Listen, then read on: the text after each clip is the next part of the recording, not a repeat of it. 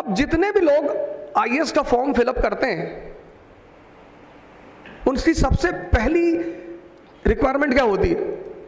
कौन फिलअप कर सकता है आईएएस का फॉर्म? जिसकी एलिजिबिलिटी हो। तो बिना एलिजिबिलिटी के कोई फॉर्म फिल ही नहीं कर सकता। यस और नो? यस। आप अगर आईएएस का फॉर्म फिल कर रहे हैं तो पहली चीज आपके पास एलिजिबिलिटी होनी ही चाहिए। तो 1000 seats are there and 10 lakh aspirants are there. 1000 seats and 10 lakh aspirants. Now the biggest question is, एक बड़ा क्वेश्चन ये है कि in this 10 lakh people who will win, जीतेगा कौन? 10 lakh, 10 lakh people and all the 10 lakh are having eligibility. Without eligibility, you cannot fill up the form. So there are 10 lakh people and all the 10 lakh have eligibility. But question is, who will win? Only those people will win who will understand the requirement of the examination.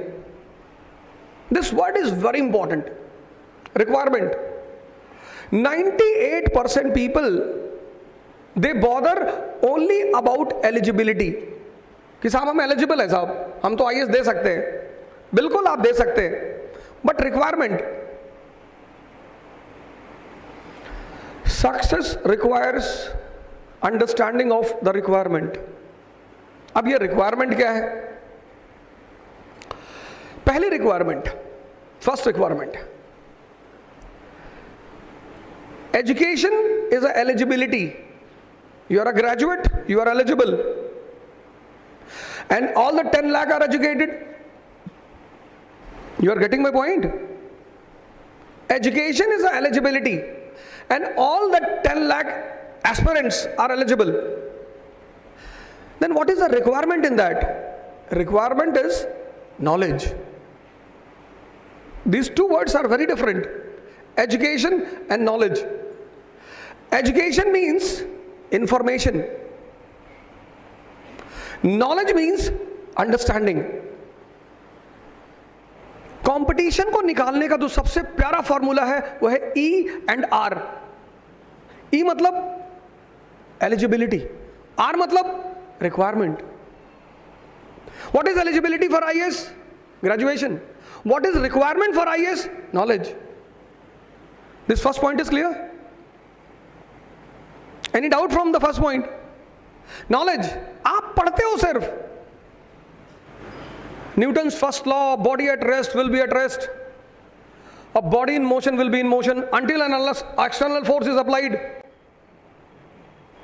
बस आपने रट लिया। Apply कहां करोगे? Board के exam आ रहे हैं, आपका बेटा बेटी पढ़ नहीं रहा है, तो आपने अपने बेटे से कहा कि बाइक खरीद कर देंगे, हार्ले डेविडसन, अगर 98% आई तो बॉडी वॉज एट रेस्ट, बैठा हुआ तो चुपचाप कमरे में, and you said Harley Davidson external force, पढ़ रहा 12-12 घंटा Newton's first law. Education is information, knowledge means आप अप्लाई कर सकते हो। Apply anything which you can not apply you don't keep, उसी को तो आप गार्बेज बोलते हो। Education without application is a garbage. Anything which you does not use, जो चीज आपकी डे टू डे लाइफ में यूज नहीं है वो आपके लिए बेकार है। तो अगर एजुकेशन आपकी डे टू डे लाइफ में यूज नहीं है, आपके लिए बेकार है sir. This is what UPSC says. तो you have to convert your education into your knowledge. तो पहली रिक्वायरमेंट जो यूपीएससी की है, the first requirement of any big thing, not only UPSC, is knowledge. और नॉलेज का मतलब क्या है? अंडरस्टैंडिंग।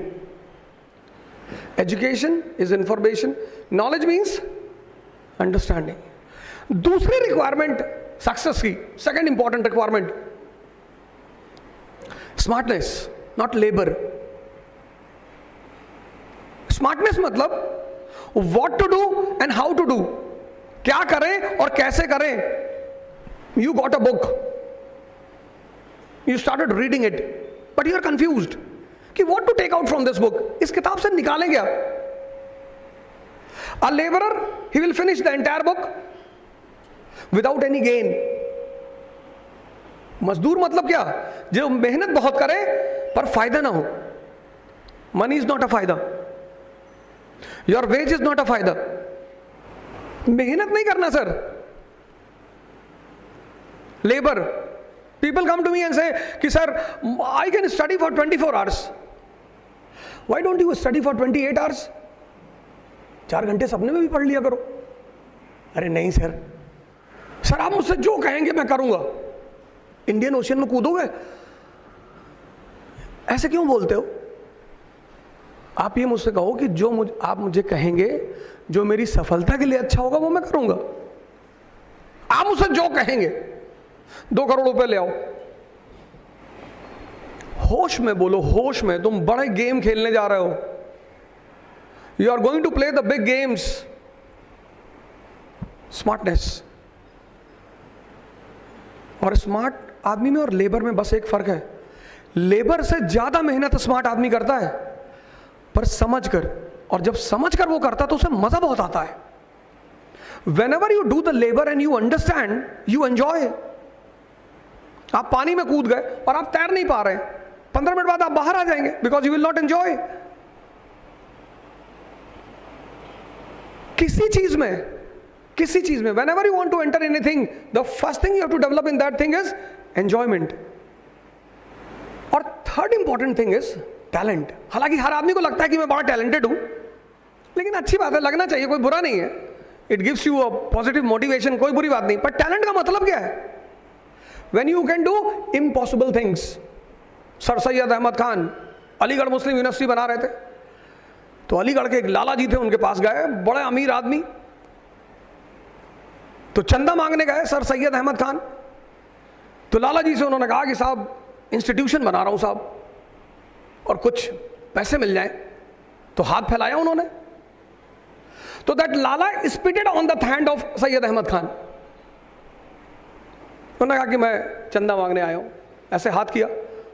तो दैट लाला स्पिटेड, उसने थूक दिया उनके हाथ पे. हम और आप तो झगड़ा कर लेते कि मेरे पापा डीएम है, मेरे चाचा मिनिस्टर है, अभी बता रहे. Syed Ahmad Khan started smiling. He took that spit in his hand and kept into his pocket and turned to the Lala and said, "Thank you." तो लाला जी को बड़ा ऑड लगा कि ये क्या हो गया यार. तो लाला जी ने कहा कि सैयद साहब आप बड़े खुश नजर आ रहे हैं, मैंने तो आपके हाथ पे थूका है.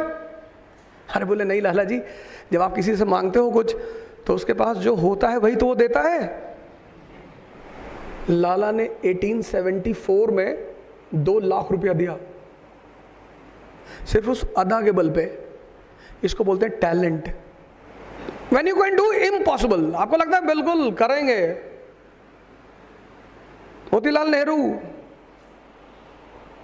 there is a policy in England कि when you buy a land, you have to buy in area and height. Land scarcity है इंग्लैंड में, तो you have to buy the land in area and height. So he bought the land in area and 15 feet height. So once you construct your house, you have to sell the roof to the other party. आपको अपनी छत बेचनी है. तो मोतीलाल नेहरू ने कहा कि मैं अपना इंडिपेंडेंट घर चाहता हूं, मैं अपनी छत किसी को बेचूंगा नहीं. तो उनकी वाइफ ने कहा इट्स अ लॉ, आप कुछ कर नहीं पाएंगे. अरे बोले करेंगे. तो 15 feet height, he had bought 15 feet height. He constructed his roof at 13 feet. Height 15 foot खरीदी थी, 13 फीट पे छत बना दी. तो whenever the next buyer came, he said to the next buyer कि leave the 2 feet and then construct. 2 feet छोड़ देना. तो ब्रिटेन को एक नया लॉ पास करना पड़ा कि जितना फीट में खरीदोगे उतना बनाना है. After Birmingham, he is the only person in British history who is having an independent house. यह है टैलेंट.